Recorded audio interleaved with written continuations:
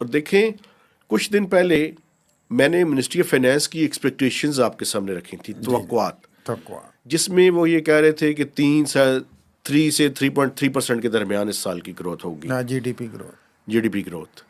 ابھی جو ہے جو لیٹسٹ نمبرز آ رہے ہیں، وہ لیٹسٹ نمبر دو طرح کی باتیں جو ہے وہ سامنے نظر آ رہی ہیں. ایک تو یہ ہے کہ جو کرنٹ اکاؤنٹ ہے وہ سرپلس ہے، ابھی تک 1.6 بلین ڈالرز کے لگ بھگ سرپلس ہو چکا ہے پہلے 6 ماہ کے دوران. لیکن جو لارج اسکیل مینوفیکچرنگ کی گروتھ ہے، جو میں آپ کو کہہ رہا تھا کہ نیگیٹو سے پازیٹیو کی ٹریجیکٹری کے اندر آ چکی ہے، وہ دوبارہ سے نیگیٹو ٹریجیکٹری کے اندر چلی گئی ہے سر.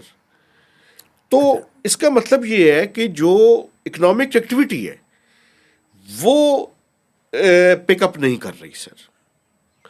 تو یہ چیز جو ہے میں سمجھتا ہوں کہ یہ چیز بڑی ہی امپورٹنٹ ہے.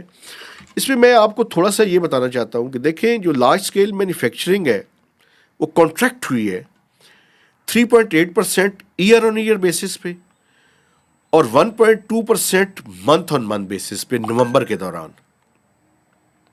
اور اسی طرح سے جو لارج اسکیل مینوفیکچرنگ ڈاؤن ہے پورا، یعنی 5 ماہ کے اندر وہ کوئی 1.3% ہے.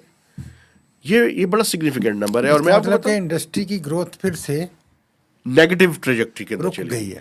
اچھا، اس میں آپ کو بتاؤں جتنے امپورٹنٹ سیکٹرز ہیں نا، ان تمام کی گروتھ نیگیٹو ہوئی ہے سوائے ایک چیز کے، اور وہ آٹو موبائلس. وہی میں کہہ رہا ہوں گاڑیاں بک رہی ہیں. ہاں، آٹو موبائلس جو ہے ان کی جو گروتھ ہے وہ کوئی 35-40% بڑی ہے، ورنہ یہ نمبر 2-3-4% مزید نیچے چلا جاتا.